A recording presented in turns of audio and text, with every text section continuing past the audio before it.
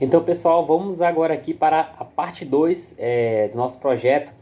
Como a gente viu anteriormente, né, você inseriu os dados no formulário, os dados eram inseridos em algum lugar e logo em seguida você conseguia visualizar em outra tela os dados que você inseriu. Se você já tem um pouco de conhecimento ou se você é novo, né, vai valer para você também. O que acontece é o seguinte, pessoal. Toda vez que você insere dados em um formulário, aqueles dados eles precisam ser guardados, precisam ser armazenados em algum lugar.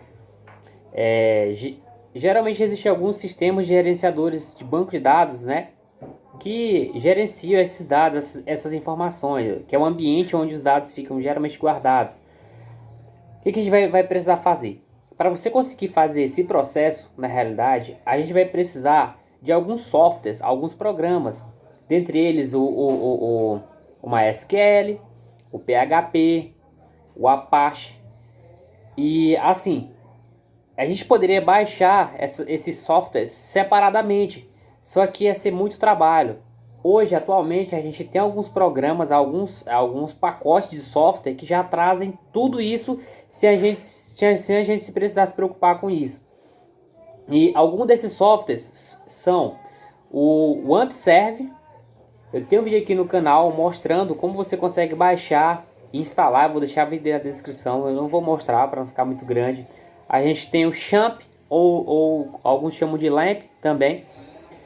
No meu caso, como eu estou usando Linux, então eu estou usando o LAMP para poder fazer acessar o gerenciador do banco de dados, criar minhas tabelas e fazer esse projeto.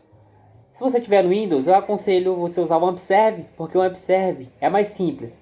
Então, para que a gente inicie esse projeto, a primeira coisa que você tem que fazer é instalar esses pacotes de software, ou AmpServe ou Champ. Depois que você instalou eles, beleza, está instalado. O passo vai ser agora o seguinte: a gente vai criar o local onde a gente vai guardar essas informações que são inseridas lá no formulário. Então, as informações que são inseridas no formulário vão ser guardadas em algum lugar. E é esse ambiente onde vão ficar guardadas as informações que a gente vai criar aqui agora.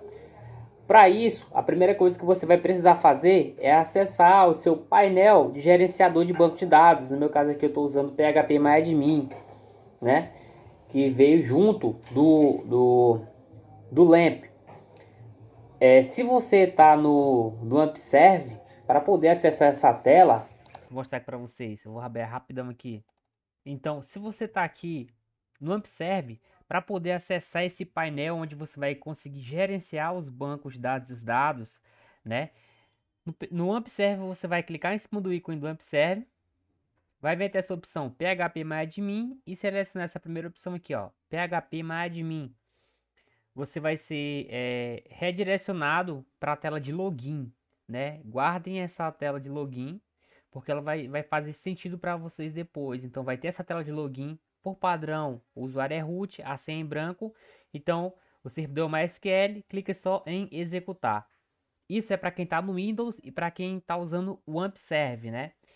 Como eu estou no, no Linux, para poder acessar, eu já ativei aqui o LAMP e vou simplesmente colocar aqui localhost. Como eu coloquei aqui localhost, ele veio para essa tela, que é a tela principal do LAMP, né? E aqui consigo acessar ó, o PHP MyAdmin também, né, na tela. Então aqui é o ambiente onde a gente vai criar a tabela e vai guardar os dados, né? E vai criar o nosso banco de dados.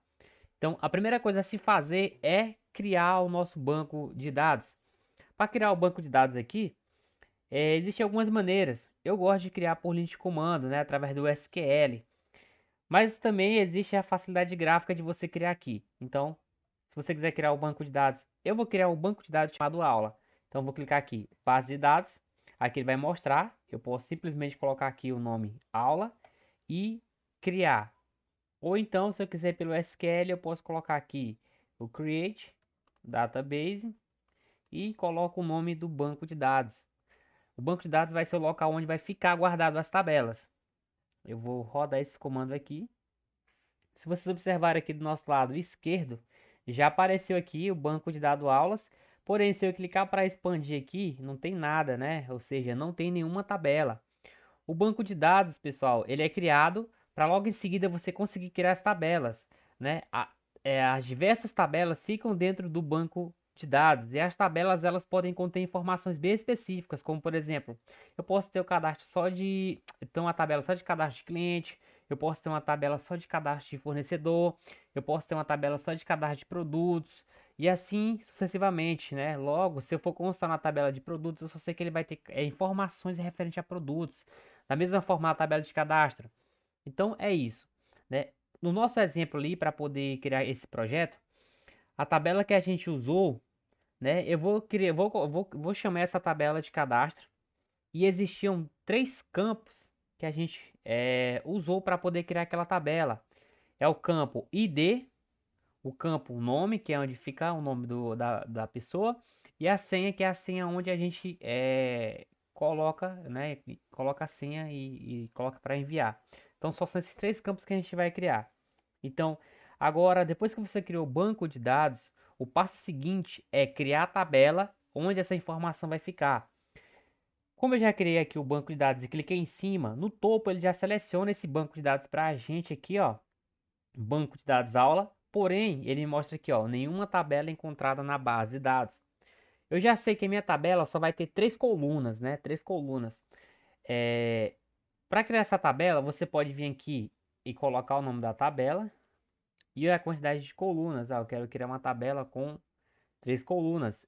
Aí você vai clicar aqui em criar e logo em seguida você vai definir aqui o nome de cada coluna. É só imaginar uma tabela como uma planilha de Excel, pessoal. Por coluna e por linhas, não tem erro, entendeu? Então, a primeira coluna é a coluna ID, a minha segunda coluna é a coluna nome e a terceira coluna é a coluna senha, como a gente definiu aqui, ó, no nosso projeto. Logo em seguida, a gente precisa dizer qual tipo de dado aquela coluna vai receber. Se ela vai receber só números, se ela vai receber números decimais, se ela vai receber apenas, na realidade, pode receber letras, números, caracteres especiais, como ser cedilha. Tudo isso a gente pode definir. Se ela vai receber uma data e hora, só data ou data e hora, tudo isso você pode definir. Você vai definir, na realidade, qual tipo de dado aquela tabela vai receber, né? E isso vai servir para diversos motivos, seja até mesmo para poder restringir e trazer uma confiabilidade maior, como por exemplo, se eu criar uma tabela CPF, não faz sentido eu permitir inserir nomes dentro de uma tabela que só é números, entendeu? Então a gente consegue restringir. Nossa coluna em D, como vai ser só números, né? Ela vai ser um número inteiro, ou seja, não vai permitir 1,5, então só números inteiros. A nossa coluna nome ela vai ter um tipo de dado especial que é chamado de varchar, né? Que é um tipo de dado que aceita nomes, letras, traços, cedilhas, tio, todos os caracteres especiais, né? E a minha senha também eu vou permitir isso, porque o tipo de dado requer isso, né? Senha pode ser letras, números, caracteres especiais. E aqui em nome eu consigo definir quantos caracteres serão permitidos ser inseridos quando eu for fazer a inserção. Por exemplo, se eu quero inserir, se eu coloco assim, isso só vou permitir a inserção de três caracteres. Então se eu coloco o nome tudo bem, né, por exemplo, ele não vai permitir inserir, porque se a gente contar, tem mais do que três caracteres, né?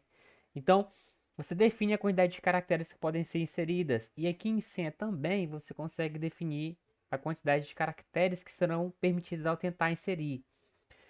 Isso são coisas básicas, pessoal. Existe uma complexibilidade muito maior por detrás disso, né? Se você quiser se aprofundar, você vai entender que existem muitas coisas aqui por trás disso. Logo em seguida, você pode vir e guardar, né, essa informação. Antes da gente guardar, eu quero dizer aqui para o gerenciador que essa coluna ID ela vai ser uma coluna que se auto-incrementa. Ou seja, o que é um número que se auto-incrementa?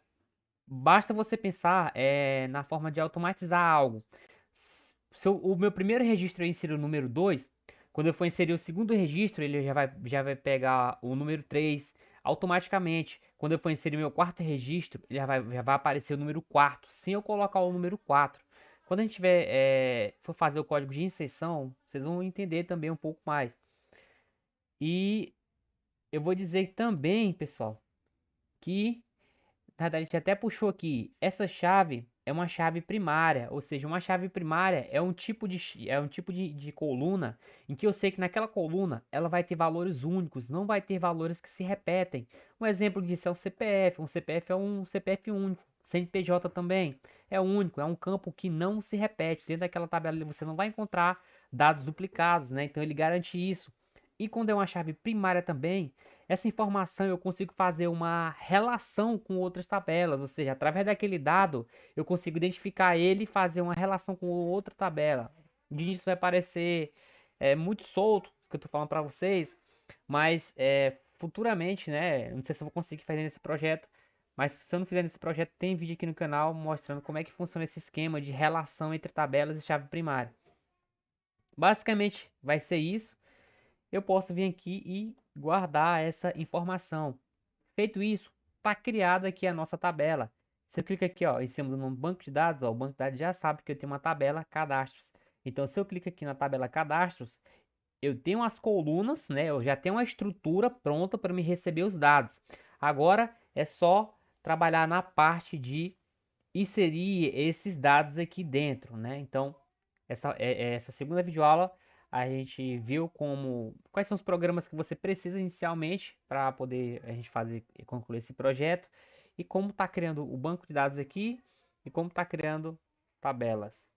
Então, aguardo vocês agora na terceira aula desse projeto. Muito obrigado, até a próxima aula. Tchau, tchau, se cuidem.